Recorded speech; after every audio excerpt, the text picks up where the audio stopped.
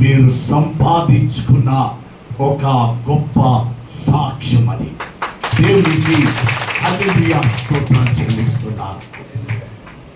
నేను గ్రీటింగ్స్కి వెళ్ళకముందు జయానందమయ్య గారికి ఆగకుండా ప్రతిష్ఠించావు తండ్రి గారని అలిగి మళ్ళా ఎక్కడికి రాకుండా ఉంటాడేమో అని నేను అనుభవ ప్రసంగం చేయాలన్నా అని చెప్పాను. ఎందుకంటే బిషప్లు చాలా మంది డబ్బులు ఇచ్చి బౌన్సర్లను పెట్టుకుంటాడు, కానీ దేవుడు ఇచ్చిన బౌన్సర్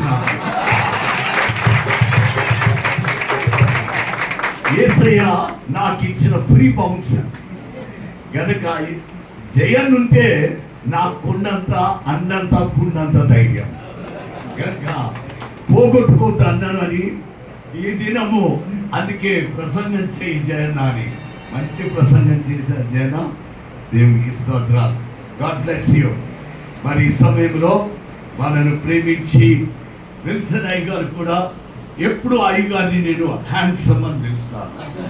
అయ్యగారు ఈ డ్రెస్ ఈ యొక్క సేవకుని అభిషక్త వస్త్రాల నుండి ఒక తిరుగుతాడు, ఆ తరువాత ఇంకొక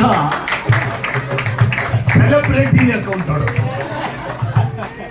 కనుక వారిని కూడా ఈ దినము నేను చూడడము, కలిసి ఈ చక్కని కార్యక్రమం చేయడము నాకు గొప్ప భాగ్యం. Thank you so much Wilson.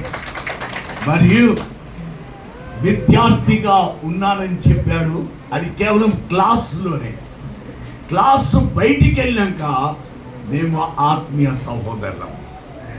Samuel అయ్య గారు ఒక విద్యార్థినే కాదు, నాకు ఒక తోటి ఆత్మీయ తమ్ముడు లేక తాను నేను కాలేజీలో చాలా కలిసి సాగిన మా యాత్ర అక్కడ ముగిస్తుంది అనుకుంటే ఇక్కడ మళ్ళీ మొదలైంది.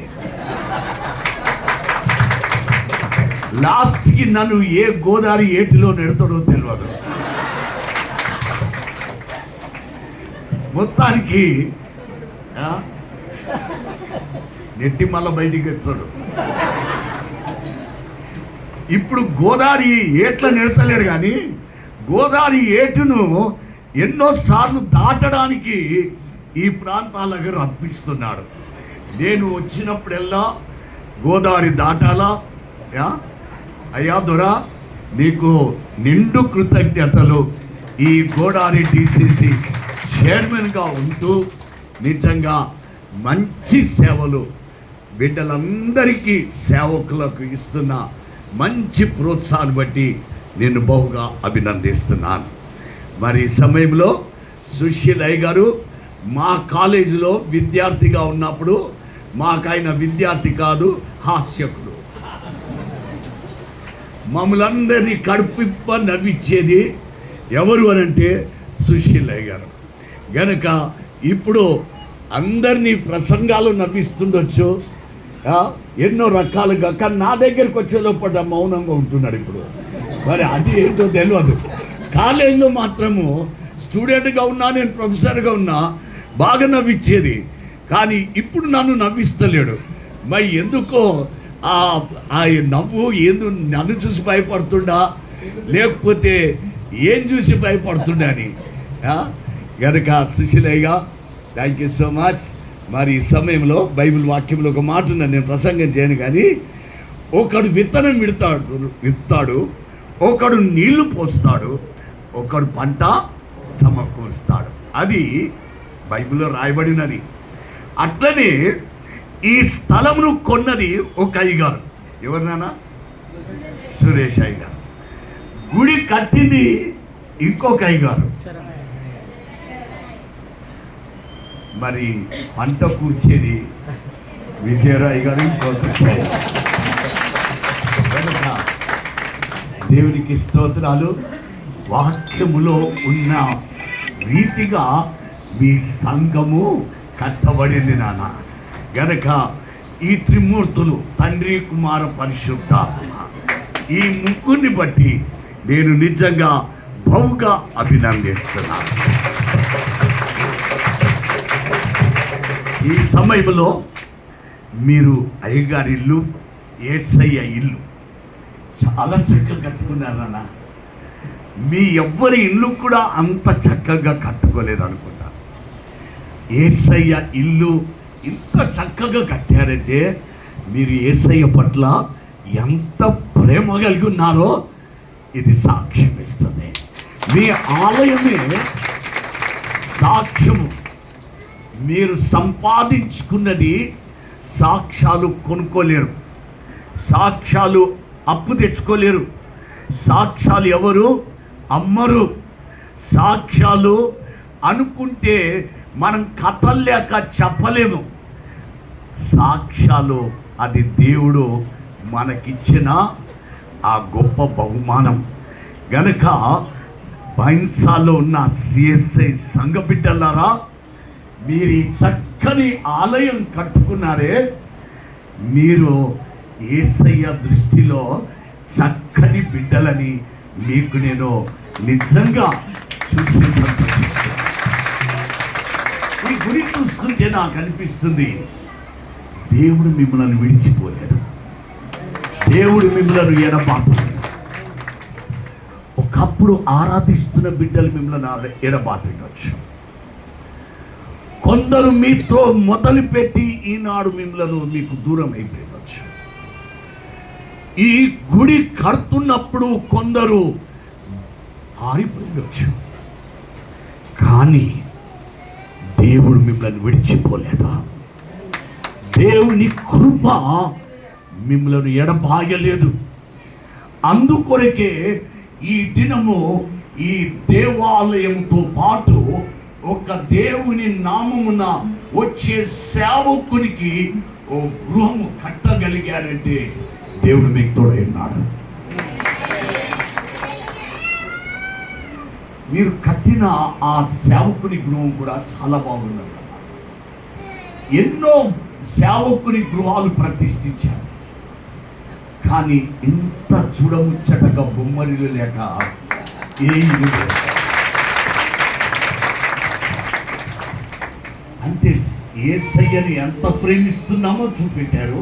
గుడిని బట్టి ఇల్లు కట్టి మేము యేసయ్య సేవకులను కూడా మేము ప్రేమించే సంఘమని మీరు ఇస్తున్న గొప్ప సాక్ష్యం. కనుక మీరు ఎన్ని సాక్ష్యాలు సంపాదించుకున్నారు నాన్న? 2 సాక్ష్యాలు సంపాదించుకున్నారు. దేవునికి స్తోత్రం. మీరు పాడుతుంటే ఈ ఒక కథ చెప్పి నేను ముగించేస్తాను. కనుక దేవునికి ఇచ్చిన బిడ్డలు ఎవరు దరిద్రులు కాదు. ఎవరు ఇచ్చినా ఇవ్వకున్నా ఇచ్చే భాగ్యము దేవుడు నీకు దయచేసినందుకు దేవా నీకు స్తోత్రాలని దేవునికి స్తుతులు చెల్లించాలి. ఎందుకంటే డబ్బున్నోళ్ళు కొన్నిసార్లు అనుకుంటాం, అబ్బా ఆయన చాలా ధనికుడు కదా, ఆయన డబ్బు ఎందుకు ఇస్తలేడు, మేము ఇంత కష్టపడుతున్నామే, మేము పూర్తి చేయలేకపోతున్నామే, ఎందుకు ఇస్తలేరు వాళ్ళు, బాగా పెద్ద ఉద్యోగాలే, పెద్ద జీతాలు కదా, ఎందుకు ఇస్తలేరని మీరు ఒకటి గుర్తుపెట్టుకోండి. యెరూషలేము దేవాలయం ఎవరు కట్టాలనుకున్నారు? దావీదు కట్టాలి. దానికి అన్ని పోగు చేశారు. ఆలయం కట్టడానికి అన్ని సమకూర్చుకున్నారు. దావీదంతా ధనికుడు ఎవరు లేకుండే. దేవుడు దావీదు నీవు కట్టవు, ఎవరు కడతారు? నీ కుమారుడు సొలొమోను. అట్లనే చాలా మంది డబ్బులున్న వాళ్ళు డబ్బులు దేవునికి అవసరం లేదు. పెద్ద జీతగాళ్ళు ఉండొచ్చు, వాళ్ళ డబ్బులు అవసరం లేదు. ఏది కాదు. అందుకొరకే మీరందరూ ఇచ్చి సొలొమోనుకు ఇచ్చిన భాగ్యము దేవుడు మీకు ఇచ్చాడు. ఎంత గొప్ప దేవుడు. కనుక బాధపడద్దు. ఎందుకు వాళ్ళు ఎందుకు ఇయ్యలే, వీళ్ళు ఎందుకు ఇయ్యలేదు, వాళ్ళకి లేవా లేదు. దేవుడికి వాళ్ళ డబ్బు వద్దు, దేవునికి వాళ్ళ డబ్బు వద్దు.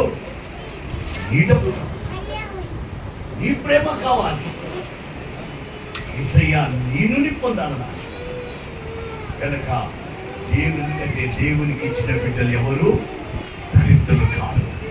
ఈ దినమున ఈ ఆలయం కట్టడానికి, దేవుని సేవకుడి గృహం కట్టడానికి గుప్పిళ్ళు విప్పిన పెన్షన్ తీసుకునే పేద బిడ్డలైన మీరు దరిద్రులు కాదు, కానీ దేవుని కృపలో మీరు ధనికులు అవుతారు.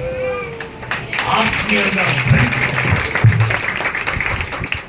మీరు పాడుతున్నారు కదా, అందరం కలిసి ఒక పాట పాడేద హల్లెలూయా మరణాథా హల్లెలూయా. మంచి పాటగా మంచి పాటలు పాడే మీ దేవాలయంలో నేను అనుకున్నాను మీకు చిన్న కథ చెప్పాలని.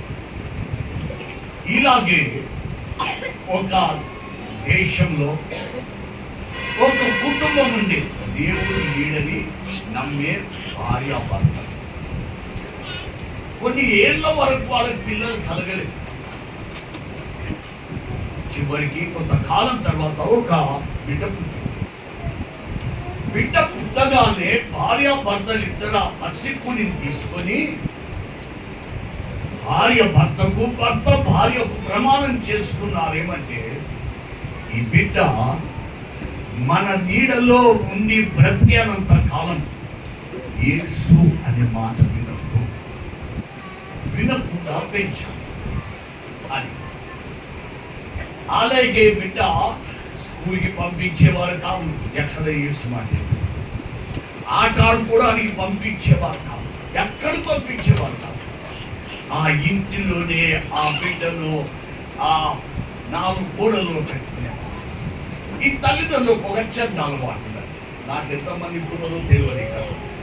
సాయంత్రం కాగానే తాగాలి, సాయంత్రం కాగానే తాగాలి. ఆ తల్లిదండ్రులు తాగాలి.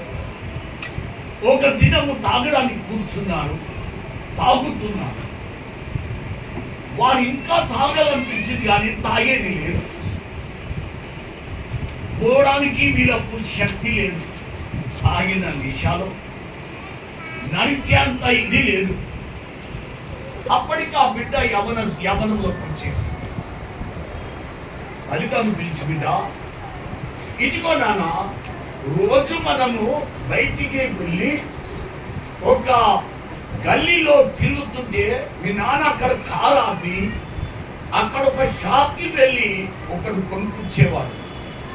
ఇదిగో నాన్న, ఆ షాప్ వీధిలో చిప్పర్లో ఉండేదాన్ని. ఇది తీసుకొని ఆ డబ్బా, ఖాళీ డబ్బా ఇచ్చి, ఇలాంటిది ఒక తీసుకొని రా బిడ్డ అని పంపించాను. బిడ్డను మొట్టమొదటిసారి ఒక్క దాన్నే పంపిస్తున్నాను. ఆ బిడ్డకు మొట్టమొదటిసారి కాబట్టి ఆ సంతోషంలో, ఆనందంలో వెళ్ళాల్సిన వీధిలోకి వెళ్ళకుండా తల్లిదండ్రులు ఆ వీధిలో ఎప్పుడు తీసుకపోని ఆ వీధిలోకి వెళ్ళిపోయింది. ఎందుకు తీసుకొని పోలేదు తెలుసా? ఆ వీధిలో ఒక యేసయ్య గుడి ఉన్నది. ఆ వీధిలో వెళ్తుంటే యేసయ్య మాట వింటదని తీసుకొని పోలేదు. కానీ బిడ్డ అదే వీధిలోకి వెళ్ళిపోయింది. యేసయ్య ప్రేమ గురించి చెప్తున్నా, ఆయన సిలువ మీద చూపిన ఆ ప్రేమ గురించి చెప్తుంటే, నీ కొరకు యేసు చనిపోయాడనే మాట చెప్తుంటే, ఆయన ఎంత ప్రేమ గలవాడంటే, నీవు చనిపోవాల్సిన నీ స్థలంలో యేసయ్య చనిపోయాడని చెప్తున్నాడు. అప్పుడు ఆ చిన్న బిడ్డ, ఎవరు నా కొరకు చనిపోయారని చెప్తున్నాడు, ఎవరిది చెప్పేవాడు, నా కొరకు చనిపోయారనే వ్యక్తి ఎవరు అని ఆ బిడ్డ ఆ మెట్ల దగ్గర కూర్చున్నది. గుడి బయట పోవడానికి ధైర్యం లేకుండే మెట్ల మీద కూర్చొని ఆ బిడ్డ రాష్ట్రంగా చేసే ప్రసంగం విన్నాక అంతా వెళ్ళిపోయారు. ఆరాధన అయిపోయాక ఆ యవన బిడ్డ ఆ మెట్ల మీద అలాగే కూర్చొని ఏడుస్తుంది. నా కొరకు చనిపోయారని యేసుని వారి అక్కడున్నాడు. చివరి పాస్టర్ గారు బయటకు వచ్చినప్పుడు పాస్టర్ గారు అంకుల్ ఎవరు అంకుల్ నా కొరకు చనిపోయింది? ఆ పాస్టర్ గారు చెప్తున్నారు, నాన్న యేసయ్య అనేవాడు ఇక్కడ చనిపోయాడు అంకుల్, నాకు ఆ యేసయ్య దగ్గర తీసుకొని పోతావా? నేను ఆ యేసయ్యకు నేను థ్యాంక్ యూ జీసస్ అని చెప్తాను. నేను యేసయ్యకు థ్యాంక్ యూ జీసస్, నా కొరకు చనిపోయావని, నన్ను రక్షించడానికి నువ్వు చనిపోయావని నీకు థ్యాంక్స్ చెప్తాను. ఆ పాస్టర్ గారు గుళ్ళో తీసుకుని వెళ్ళి ఈ శుభమని చూపెట్టారు. ఆ బిడ్డ గట్టిగా పట్టుకొని ముద్దు పెట్టుకొని ఏడ్చి కన్నీరు కాచి తన ఫ్రాక్తో ఆ బొమ్మనంతా తుడిసేసి, అంకుల్ ఆ యేసయ్యను నా రక్షకుడుగా అంగీకరిస్తున్నాను అని పరిగెత్తుతున్నది. ఇంకా ఇంటికి అమ్మ నాన్న పంపించిన అన్ని మర్చిపోయింది.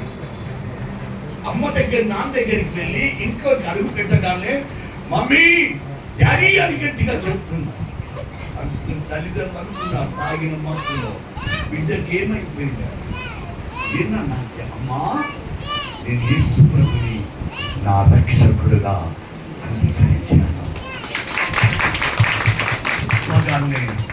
ఆ తాగిన మత్తులో నేను అనుకోనటువంటిది జరిగింది.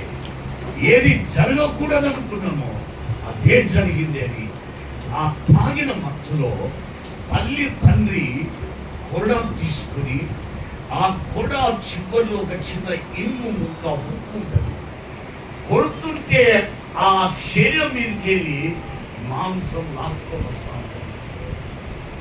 ఆ తాగిన మత్తులో కొడుతా ఉన్నారు ఆ బిడ్డ. ఆ బిడ్డ అరుస్తున్నది, అమ్మా డాడీ నేను యేసు ప్రభు నా రక్షకుడుగా అంగీకరించడంలో నేను పాపం చేశానమ్మా. అమ్మా నేను పాపం చేశానమ్మా, ఎందుకు ఇలా కొడుతున్నారమ్మా? డాడీ ఎందుకు కొడుతున్నావు డాడీ? తాగిన మత్తులో ఏం అర్థం కావడం లేదు. చివరికి కొట్టి కొట్టి అలిసిపోయి ఆ బిడ్డ నాలో వదిలేసిపోయి పడుకున్నాడు. ఉదయం నేను లేచితో కూడా ఆ బిడ్డ రక్తం మడుగులో తీసిరు. తల్లిదండ్రులు పడక మీద పెట్టి డాక్టర్ని పిలిచారు. డాక్టర్ చూసి ఒకటే అన్నాడు, ఇక మీ బిడ్డ చివరి క్షణాలలో ఉన్నది, ఎవ్వరూ ఏమి చేయలేరు. ఎందుకంటే రక్తమంతా ఆ బిడ్డలో నుండి కారిపోయింది, కొన ప్రాణంలో ఉన్నది. ఇక ఆ బిడ్డకి ఏదైనా కోరికుంటే నెరవేర్చుకోండి అంతే తప్ప ఏమి లేదన్నా. తల్లి తండ్రి బిడ్డ దగ్గరికి వెళ్ళి, నాన్న ఏం కోరుకుంటున్నా బిడ్డ మారింది అంటే ఆ బిడ్డ ఒకటే మారింది, అమ్మ నేను రాత్రి వేసుకున్న ఫ్రాక్ ఉన్నది, ఆ ఫ్రాక్ నాకు ఆ తల్లి అన్న బిడ్డ ఉదయం లేచినప్పటి నుండి నీకు సేవలు చేయడమే జరిగేది. ఆ ఫ్రాక్ అంతా రక్తంతో ఉన్నది, ఆ ఫ్రాక్ అంతా రక్తంతో ఉన్నది.